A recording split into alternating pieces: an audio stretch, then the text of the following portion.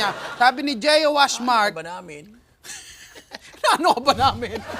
Sabi niya, mas matanda pa ako sa inyo. Kuya Jobert pa rin ang tawag ko sa inyo.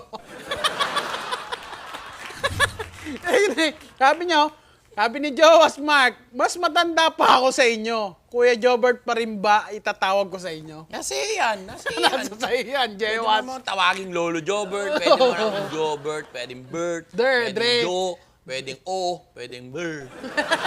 Andre. Kasi yan. Ayan, Yun oo. lang ba yung tinanong mo? Ano ba? Ang dami gusto magtanong. Pwede mo akong tawagin kahit anong gusto mong tawag sa akin. Nasa iyo yun. Ano ba ng tinantay mo? Yun lang. Grabe ka naman. Oh, sino to? Uy, teka lang. Hi. Ano yan? Pinsan ng ano? Ay, pinsan. Ano, kaibigan ng pamangking ko. Hi. Parang hindi nagsasalita. Hindi Hindi nagsasalita. nagsasalita. Hi. Hi. Wo. So, yung ay, Ay, subo. Ay, siya. Wo.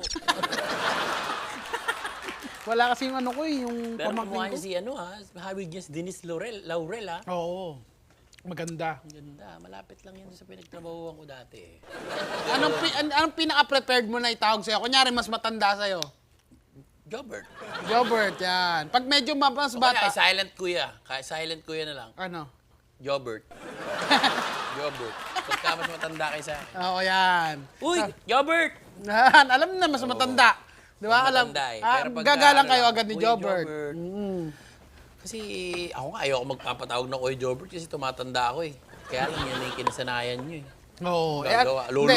Lolo ko nga tawag sa akin Kuya Jobert eh. Lolo mo na yun? Oo. Tawagin mo nga si Kuya Nag-iingalo na Jobert. eh. Nag-iingalo na? Awkward na ako. Oo. Andiyan. 8 years old na yun ha. Kuya Jobert, diyan nga pala. Sabi nung yung mga lolo, yung mga chewing ko na mga 60 years old gumagano sa kanya.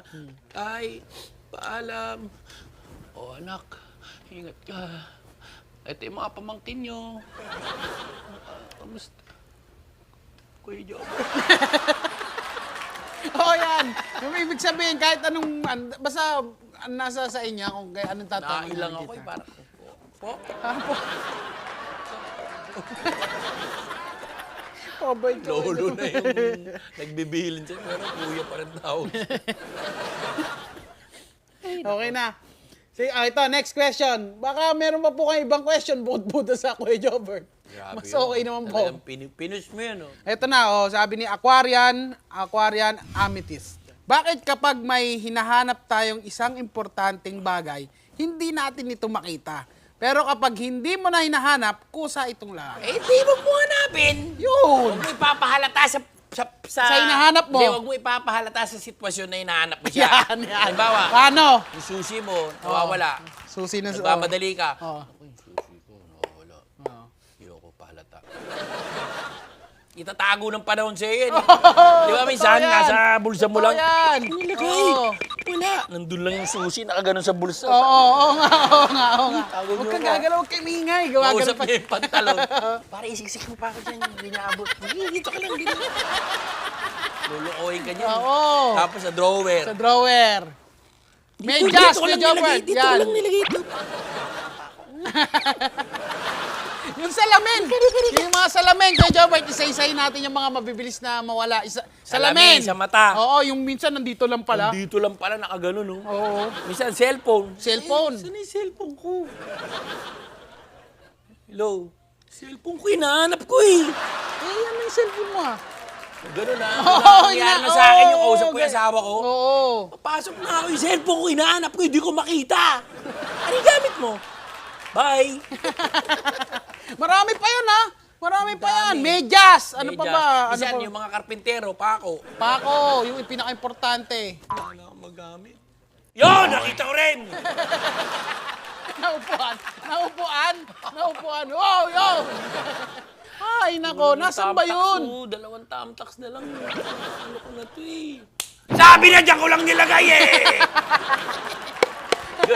Ganun pala yun. Yan. Huwag mong ipapahalata. Susi talaga ang pinaka ano.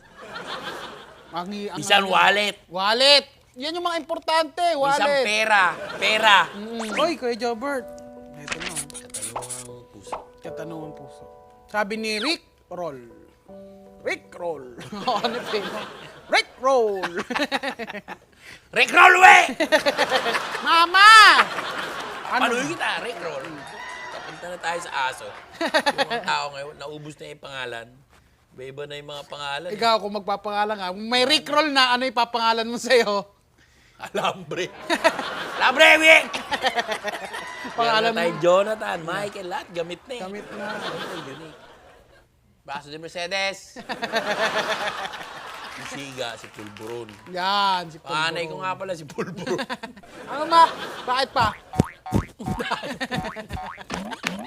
Si Boy. Buhangin ka na naman, Pulburon. Ano ba ang mas masakit, Kuya Jobert? Nabali ang sanga o humanap ng iba? Mas masakit yung nabali yan sa nga. Pag ikaw nabagsakan sa ulo. Yung humanap ng iba, madali lang yan. Oo, dali lang. Balian ka ng Matik sanga. ka. Laling makulit ka pa, ano yung nasa ibabaw ka, no? Yung mga mangga. Yun. Ako. Matik. Balian sa nga. Ang sakit niya, Yun. no? Aray. Nagkataon ka, aray. Aray, may ganun ba? Aray.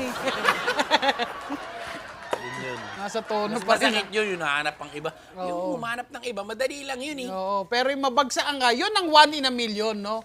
Isipin mo yung sanga ng kahoy na puno. Oo, nara. ibon. Ibon. Humanap. Ba?